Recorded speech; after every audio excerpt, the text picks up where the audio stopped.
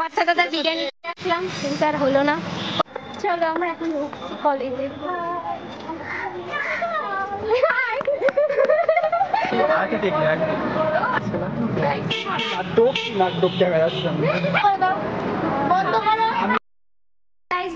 Welcome back to my blog. আজকে হলো 22শে জুলাই। আজকে আমার এক্সাম আছে, মানে এটা কলেজের লাস্ট ইয়ারের লাস্ট এক্সাম। ঠিক করেছে আমার অফিসনগরে। এখন আমি খুব খুব খুব ব্যস্ত, তো তোমাদের সাথে এখন ডাইরেক্ট দেখা হচ্ছে ট্রেনে বসে। আর আমার অলমোস্ট সব বন্ধুরা ট্রেনে চলে গেছে, মানে পৌঁছে গেছে স্টেশনে।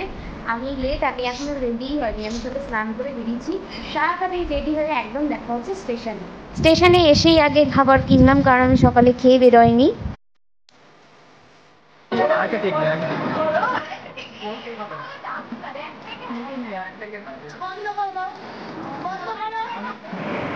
পড়াশোনা করছে, খুবই টেনশন, আরে খাচ্ছে।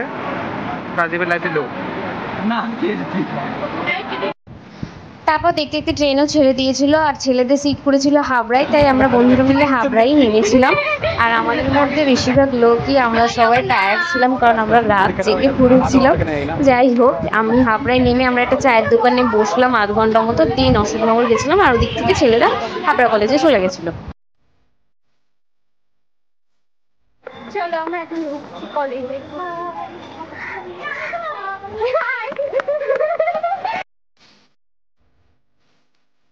পরীক্ষায় কলেজে ঢোকার ক্লিপ নিয়েছি, আর কলেজ থেকে বেরানোর একেবারে ফাইনাল ক্লিপ নিয়েছি, কারণ মাঝখানে পড়ছিলাম। আর তারপর ওই যে অভয় আর রাজদীপ আসছে রেল লাইন ক্রস করতে করতে হরকে হরকে পড়ে যেতে যেতে। তারপরে আমি, রাজদীপ, অপর্ণা, টোটাল 4 জনে মিলে চলে গেছিলাম বাচ্চার বিরিয়ানি খেতে। আর এখানে অভয়কে বলেছে, অভয় আমাদের একটু ক্লিপ নে। ও কি করেছে, আমাদের 3 জনকে বাদে সারা হাবড়া বাজারের সমস্ত ক্লিপ নিয়েছে।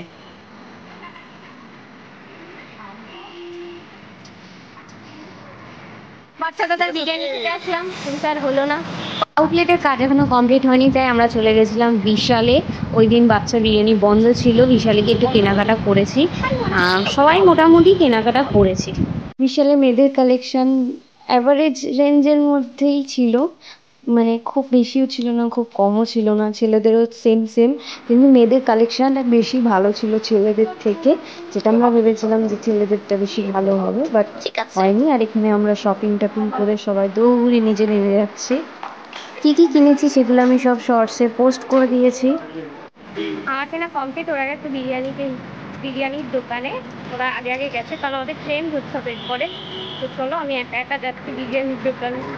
আর কি ওই সামনের বিরিয়ানির দোকানটাই গেছে, বাচ্চার বিরিয়ানি তো বন্ধ।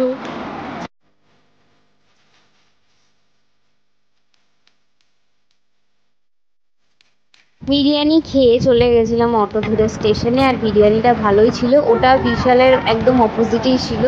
আর ওই দোকানের দাদাটা নাকি মালয়েশিয়া দাদা বলে ফেমাস ছিল, দাদাটা গল্প করছিল।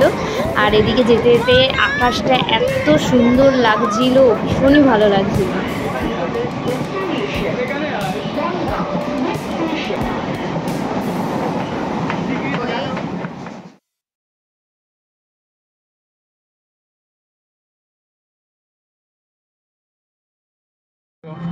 অবশেষে আমাদের পরীক্ষা শেষ, আর আমাদের মুখ নন্দিনী তাকাতেই পারছে না। নাটক নাটক ক্যামেরার সামনে নাটক। ওরকম করে হাসলি কেন? তোর না খারাপ?